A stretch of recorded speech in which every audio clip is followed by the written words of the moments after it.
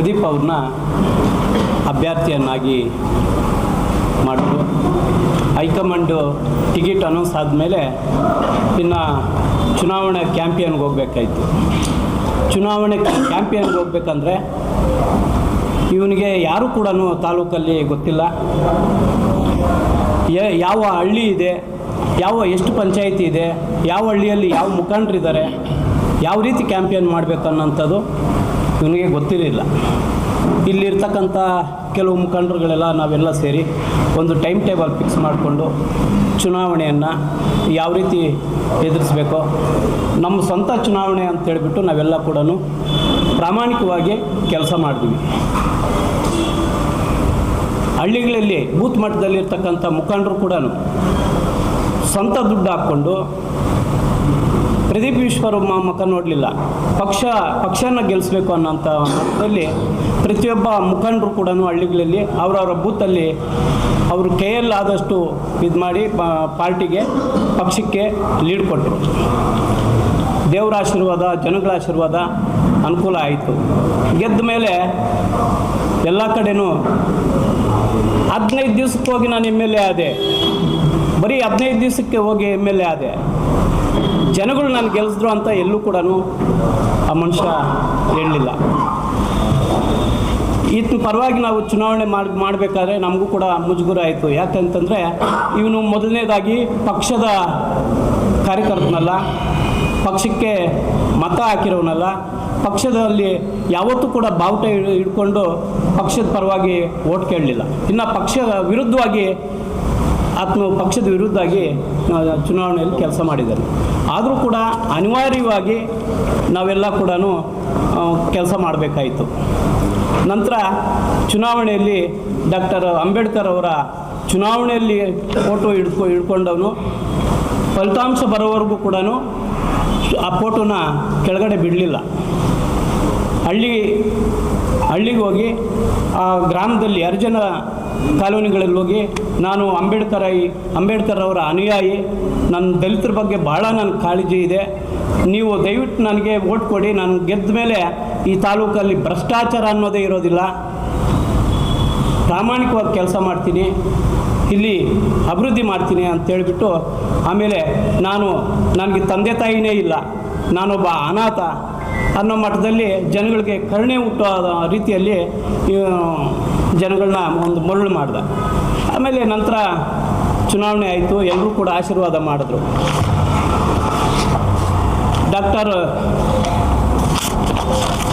ಅಂಬೇಡ್ಕರ್ ಅವ್ರನ್ನ ಬಹಳ ಕೊಂಡಾಡ್ತಾ ಇದ್ದ.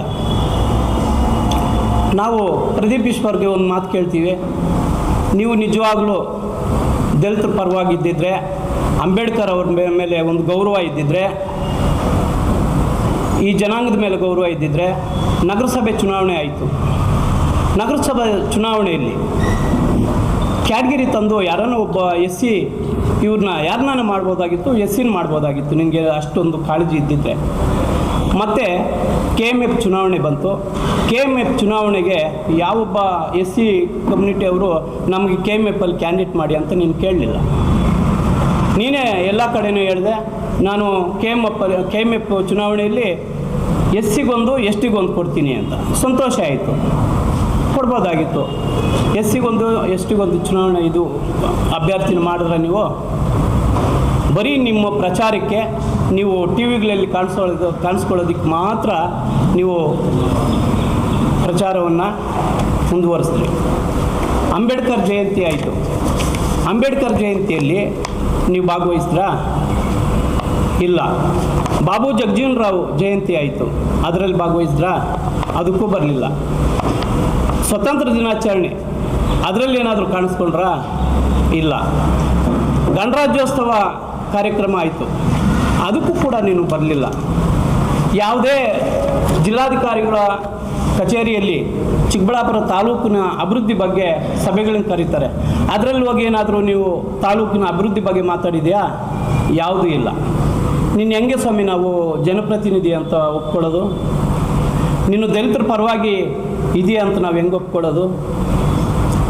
ನೀನು ಅಂಬೇಡ್ಕರ್ ಬಗ್ಗೆ ಕಾಳಜಿ ಇದೆ ಅಂತ ನಾವು ಹೆಂಗೆ ಒಪ್ಕೊಳ್ಳೋದು?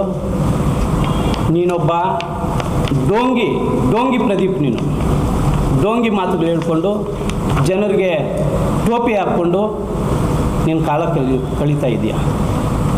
ಜನಗಳನ್ನ ಕುರಿಗಳಂತ ತಿಳ್ಕೊಂಡಿದ್ಯಾ ಪ್ರದೀಪ್ ಅವರೇ? ನಿಮ್ಮ ಅಪ್ಪನ ಆಸ್ತಿ ಅಂದ್ಕೊಂಡಿದ್ಯಾ ಕಾಂಗ್ರೆಸ್ ಪಕ್ಷ? ನಿಂದೇನಾದರೂ ಕೊಡುಗೆ ಇದೆಯಾ ಪಕ್ಷಕ್ಕೆ? ಎಂಥದ್ದು ಇಲ್ಲ. ಮೊನ್ನೆ ಅಂಬೇಡ್ಕರ್ ಜಯಂತಿಗೆ ಬರಲಿಲ್ಲ, ಇನ್ನು ಎಲ್ಲ ಮುಖಂಡರು ನನಗೆ ಈ ದಾವಣಗೆರೆಯಲ್ಲಿ ಮಾಡಿದ್ರಲ್ಲ ಆ ಸೇವೆ ಮಾಡ್ತಾರೆ ಅಂತೇಳಿಬಿಟ್ಟು ಸುಧಾಕರ್ ಅವರು 3 ಕೋಟಿ ಎತ್ಕೊಂಡು ಹೊರಟೋದ್ರು. ಅದು ನನಗೆ ತುಂಬ ಬೇಸರ ಆಯಿತು, ನಾನು ಅದಕ್ಕೆ ಬರಲಿಲ್ಲ ಅಂತ. ಅದೊಂದೇ ಒಂದು ಕಾರಣ. ನೀವು ಸುಧಾಕರ್ ಅವರು ನೀವು 3 ಕೋಟಿ ಎತ್ಕೊಂಡು ಅವ್ರಿಗೆ ಹೋಗಿರೋದು ನೀವು ಪ್ರೂಫ್ ಮಾಡಿ. ಸುಧಾಕರ್ ಅವರು ಎಷ್ಟು ಕೋಟಿ ಅವರು ಸಚಿವರಾದಮೇಲೆ ಚಿಕ್ಕಬಳ್ಳಾಪುರ ಅಭಿವೃದ್ಧಿಗೆ ಎಷ್ಟು ಕೋಟಿ ಬಿಡುಗಡೆ ಮಾಡಿದ್ದಾರೆ ನೋಡಿ. ಅದಾದರೂ ಗೊತ್ತಾ ನಿಮಗೆ? ಅದಾದರೂ ಗೊತ್ತಿದೆಯಾ? ಏನೂ ಗೊತ್ತಿಲ್ಲ. ನೀನು ಒಬ್ಬ ಡೋಂಗಿ ಮಾತುಗಳು ಹೇಳ್ಕೊಂಡು ಜನರಿಗೆ ಟೋಪಿ ಹಾಕ್ಕೊಂಡು ಕಾಲ ಕಲಿಬೇಕು ಅಂತ ಬಂದಿದೆಯಾ? ಭ್ರಷ್ಟಾಚಾರ ನಿರ್ಮೂಲನೆ ಮಾಡ್ತೀನಿ ಅಂತಂದ. ನಿನ್ನಿಂದನೇ ಸ್ಟಾರ್ಟ್ ಆಗಿದೆ ಭ್ರಷ್ಟಾಚಾರ. ಯಾವ ಆಫೀಸಲ್ಲಿ ನಿನಗೆ ರೋಲ್ ಕಾಲ್ ಕೊಡಲ್ಲ, ಯಾವ ಕಾಂಟ್ರಾಕ್ಟ್ ಇದರಲ್ಲಿ ಕೊಡಲ್ಲ. ಚಿಕ್ಕಬಳ್ಳಾಪುರ ಬರ್ತಾ ಇದೆಯಾ? ಚಿಕ್ಕಬಳ್ಳಾಪುರದಲ್ಲಿ ನಿನ್ನ ಮನೆ ಇದೆಯಾ? ಹೋಗಲಿ, ನಿನ್ನ ಮನೆ ಯಾರನ್ನ ಕಾಂಗ್ರೆಸ್ ಕಾರ್ಯಕರ್ತರು ಮುಖಂಡರು ನಿನ್ನ ಮನೆ ಗೊತ್ತಿದೆಯಾ? ಇದುವರೆಗೂ ಯಾರಿಗನ್ನ ಸಂಪರ್ಕಕ್ಕೆ ಸಿಗ್ತಾ ಇದೆಯಾ? ಏನು ಅಂದ್ಕೊಂಡಿದೆಯಾ ಮಿಸ್ಟರ್ ಪ್ರದೀಪ್ ಅವರೇ? ಎಷ್ಟನ್ನ ಜನಗಳನ್ನ ಯಾಮಾರಿಸಿ ಟೋಪಿ ಹಾಕ್ಬೇಕಂತಿದೆಯಾ? ನಾವು ಹೇಳ್ತಾ ಇದ್ದೀವಿ ನೀವು ಇದೇ ಥರ ಮುಂದುವರಿಸೋದು ನಿನಗೆ ಶೋಭೆ ಥರ ಅಂತದಲ್ಲ. ಅಂಬೇಡ್ಕರ್ ಜಯಂತಿ ದಿವಸ ಒಂದು ಸರ್ಕ್ಯುಲರ್ನ ಬಿಡುಗಡೆ ಮಾಡಿಸ್ತೀಯ. ನಿಮ್ಮ ಸಂಬಂಧಿಕರು ಯಾರು ತಹಸೀಲ್ದಾರ್ ಇದ್ದಾರಂತಲ್ಲ, ನಿಮ್ಮ ಸಂಬಂಧಿಕರು ಅವರು, ಆಮೇಲೆ ಮಂಚನಹಳ್ಳಿ ತಹಸೀಲ್ದಾರ್ ಹೇಳ್ಬಿಟ್ಟು ಅವರು ಇದರಲ್ಲಿ ಹೇಳ್ತಾರೆ, ಪ್ರದೀಪ್ ಅವರ ಆದೇಶದಂತೆ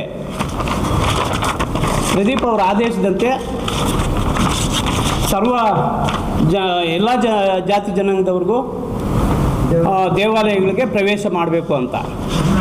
ಇದು 2016ರಲ್ಲಿ ಆಗಿರ್ತಕ್ಕಂಥ ಸರ್ಕ್ಯುಲರ್ನ ಅಂಬೇಡ್ಕರ್ ಜಯಂತಿ ದಿವಸ ಬಿಡುಗಡೆ ಮಾಡಿಸ್ಬೇಕಾ? ಬೆಕ್ಕು ಹಾಲು ಕಣ್ಮುಚ್ಕೊಂಡು ಹಾಲು ಕುಡಿತಾ ಇದ್ರೆ ಯಾರು ನೋಡಲ್ಲ ಅಂತ ಅಂದ್ಕೊಂಡ್ರೆ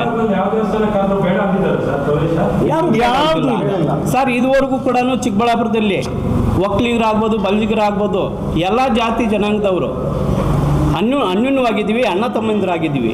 ಈ ಪ್ರದೀಪ್ ಅವರು ಬಂದ ಮೇಲೆ ಎಲ್ಲ ಜಾತಿ ಮೇಲೆ ಎತ್ಕಟ್ಟಿ ಜಾತಿ ರಾಜಕಾರಣ ಮಾಡ್ತಾ ಇದ್ದಾರೆ. ಅವರಿಂದ ಚಿಕ್ಕಬಳ್ಳಾಪುರದಲ್ಲಿ ಕೋಮುಗಲಭೆಗಳು ಕೂಡ ಆಗೋಂಥ ಒಂದು ಸಂದರ್ಭ ಕೂಡ ಸೃಷ್ಟಿ ಮಾಡ್ತಾ ಇದ್ದಾರೆ. ನಮ್ಮ ತಹಸೀಲ್ದಾರ್ ಅವ್ರಿಗೆ ಒಂದು ಮನವಿ ಮಾಡ್ತೀವಿ. ನೀವು ಪ್ರದೀಪ್ ಅವರ ಮೇಲೆ ಅಷ್ಟೊಂದು ವಿಶ್ವಾಸ ಇರೋಂಗಿದ್ರೆ ಇಟ್ಕೊಳ್ಳಿ, ತೊಂದರೆ ಇಲ್ಲ. ನೀವು ತಹಸೀಲ್ದಾರ್ ಕೆಲಸ ಮಾಡಬೇಕು ಹೊರತು ರಾಜಕೀಯ ಮಾಡೋಕ್ಕೆ ಬರಬಾರ್ದು. ದಯವಿಟ್ಟು ತಹಸೀಲ್ದಾರ್ ಮೇಡಮ್ ಅವರೇ, ಮಂಚನಹಳ್ಳಿ ತಹಸೀಲ್ದಾರ್ ಅವರೇ, ರಾಜಕೀಯ ಮಾಡೋಕ್ಕೆ ರಾಜಕಾರಣಿಗಳಿದ್ದೀವಿ. ನೀವು ಅಫಿಷಿಯಲ್ ಕೆಲಸ ಮಾಡಿ. ನಿಮಗೆ ಜಿಲ್ಲಾಧಿಕಾರಿಗಳಿಂದ ಏನಾದರೂ ಒಂದು ಆದೇಶ ಇದೆಯಾ? ಸರ್ಕ್ಯುಲರ್ ಇಶ್ಯೂ ಮಾಡಿ. ಇಲ್ಲ, ಸರ್ಕಾರದಿಂದ ಅಂಬೇಡ್ಕರ್ ಜಯಂತಿ ದಿವಸ ನೀವು ಸರ್ಕ್ಯುಲರ್ ಬಿಡುಗಡೆ ಮಾಡಿ ಅಂತ ನಿಮ್ಗೆ ಆದೇಶ ಇದೆಯಾ? ನಾವು ಇದ್ರ ವಿರುದ್ಧವಾಗಿ ಸರ್ಕಾರಕ್ಕೆ ನಾವು ಒತ್ತಾಯ ಮಾಡ್ತಾಯಿದ್ದೀವಿ. ತನಿಖೆ ಮಾಡಿ ಇವರ ವಿರುದ್ಧ ಕ್ರಮ ವಹಿಸಬೇಕು ಅಂತ ಕೂಡ